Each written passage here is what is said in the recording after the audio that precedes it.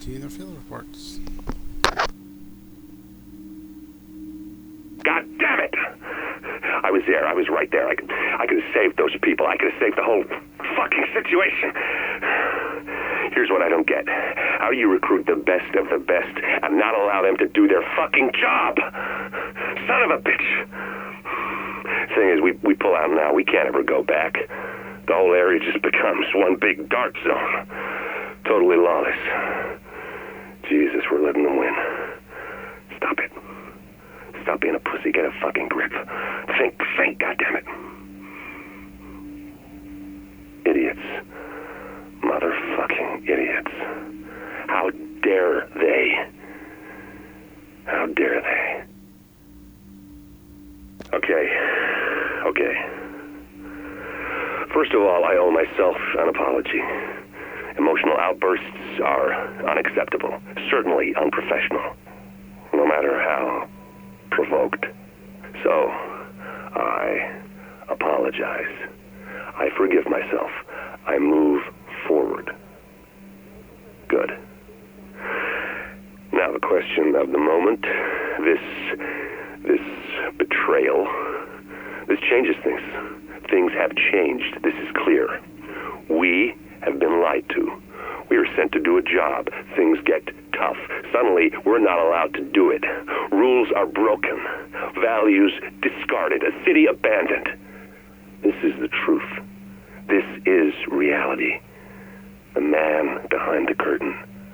I have to tell the others. Okay, progress report. I've spoken to several other agents about the division's betrayal. This wasn't easy given our cell structure. I only knew the agents in my cell. One was supportive, two were not. Every war has casualties, as I've been reminded. But the one led to others. I'm encouraged. Obviously not everyone will be persuadable, but a 1 in 3 success rate is more than expected. I also received an unexpected connection to Colonel Charles Bliss of the Last Man Battalion. I'm told his might be a friendly ear. I look forward to bending it. Progress report. Colonel Bliss proved receptive, a man of rare wisdom and insight, not to mention a fine taste in single malts.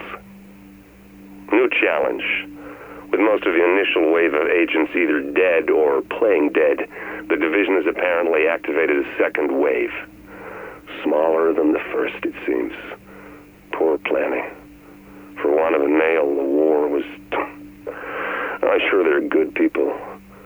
Unfortunately, they can't be allowed to succeed, so we'll have to cut some assignments short.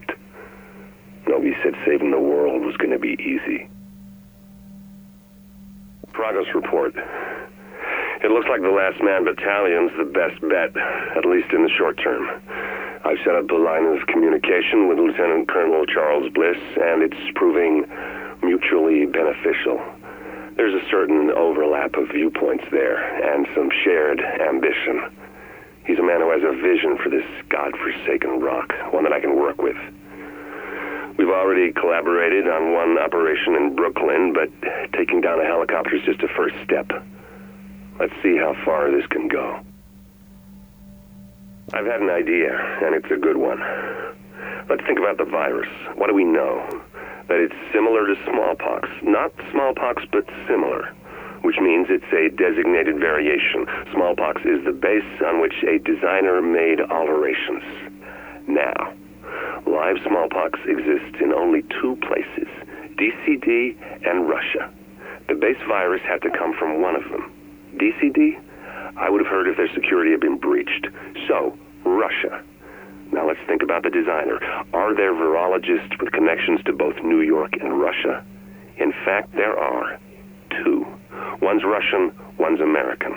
A little research tells me both were in New York on Black Friday.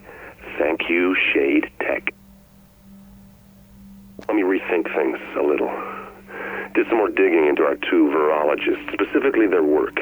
That's where things got interesting. Now, if I'm reading Chernenko's abstracts right, there was no need to steal the smallpox, not when it had already been decoded and digitalized and set up to be tucked into an email like any other attachment. And that digital genome was just sitting there, waiting for someone with the right know-how, and the right equipment, and the right imagination to make it live. This version of New York is just a start. The possibilities are endless. Is there a limit to what can be done? Let's find out. Lieutenant Colonel Bliss, this is Arthur Tran from Polliner Newen Creative Associates. First, let me say what a pleasure it is to be working for a company like yours and with someone like you, so devoted to keeping our great country safe. I've sent you the storyboards for the proposal for your firm, which we're calling Island Thunder. It starts with a flyover by a wing of attack helicopters, all firing full blast. Behind them, there's a massive explosion, followed by a pan down to where we see one soldier in your company's uniform taking out a dozen enemies with a massive machine gun. Tasteful heavy metal, and a voiceover that emphasizes the sorts of awesome adventures your men have been on a day-to-day basis. Tell me what you think.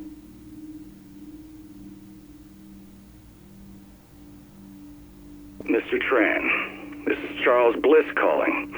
I just wanted to let you know that I got your message and I looked at your storyboard, and that your ad is the biggest piece of crap I've ever seen. And that includes the time I got trapped marching behind 16 elephants in a parade. You show no understanding of what my company is, what my people do, or what sort of high-character individuals we're looking to recruit. So, you have 1 week to do better, or I'll fire you and we'll do better. Do I make myself understood? Bliss out. Lieutenant Colonel Bliss, sir. First, let me apologize for the previous effort we sent you. That was the work of a junior associate who has, of course, since been let go. We've assigned all of our senior staff to your project, and I think you'll be very pleased with the revisions. It's a very simple concept. Just you, talking about your service and the idea of loyalty and duty. And I think we can bring it in at well under your budget, so, call me back and let me know. This is Eva Acosta, urban spelunker extraordinaire. New York has been cordoned off by the government, and I am in the most exclusive club in the world, Manhattan. Thomas and Blanca got their asses cut by the JTF. Not me. But then they don't have my mad parkour skills. I'm exploring the city and reporting what I see, taking nothing but photos and leaving nothing but footprints, and maybe the occasional audio recording, so people know where I've been and the incredible things I've seen here. The adventure begins. This is Eva Acosta, urban spelunker, and this is my first night exploring the Big Apple. Gotta say, it's spooky as hell here. New York used to be a very crowded place, but it is creepy how quiet it is now. Hardly any lights, just the wind howling through the buildings. Can you hear that pack of dogs? Don't know if they have rabies or what, but I am keeping far away from them. It's a moonless night and it's dark as hell. The streets are full of snowdrifts and there is nothing moving anywhere. No traffic. Nothing. Don't think Manhattan has ever been this quiet. This is Eva Acosta, urban spelunker. Day 2 inside the city that never sleeps. Last night was pretty freaky, but today's a whole different story. I mean, it's cold as hell, but I've never seen the city look so amazingly peaceful and majestic. The sky is ice blue, and everything is covered with snow. There are huge icicles hanging off the trees. It's like a picture-perfect winter wonderland. I went by the zoo, and it looks like someone let some of the animals go. I wonder if anyone's feeding the ones still there. What the hell is that? Is that the National Guard? What are they doing? There are prisoners in chains being dragged behind trucks. Oh shit, they see me! Eva Acosta, urban spelunker. Day 3. Yesterday some assholes shot at me. Soldiers. National Guard, maybe. I don't know who they thought I was. Anyway, I'm in Midtown today, not far from the Empire State Building, in front of Abel's department store. My papi used to bring me here when I was little to watch the Thanksgiving Day parade. There's a parade today, but I don't like the looks of it. Guys wearing gas masks and big tanks on their back are leading a group of people into a circle. Some of them are crying. I'm afraid to get any closer because I don't know what they're doing. Maybe I should take some pictures. Oh my God. They're burning them. Oh Oh my God. This is Eva Acosta, urban spelunker, and I gotta get out of the city. It's like, I don't know, people are going crazy. I'm at Abel's, and there aren't any shoppers, just looters. The windows are all broken, and people are just taking what they want. They're laughing, they're screaming, they're fighting over shit. Where are the cops? Where's anybody in charge?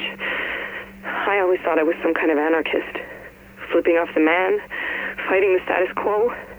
I camped out in Zuccotti Park for Occupy Wall Street.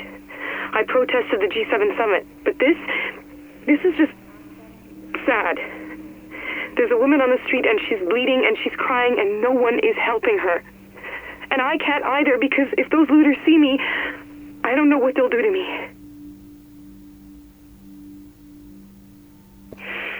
This is Eva Acosta, and I can't find a way out of this fucking city. I'm almost out of food, and I don't know what to do. There's a whole lot of desperate people camped out in the train yards, but I think a lot of them are sick. There's no way out through the Lincoln Tunnel. There's no way across any of the bridges. There's no way out anywhere. Getting in was easy. They're not watching for people trying to get in who'd be stupid enough to want in, but getting out? Oh, shit. I hope I'm not getting sick. I think I better head for the train yards. I don't know where else to go. At least there's safety in numbers there. If someone finds this recording, I'm hoping you can get a message to my parents in Teaneck, New Jersey. Isabel and Ramon Acosta. Tell them Eva loves them. Tell them I'm sorry. That's the end of this episode.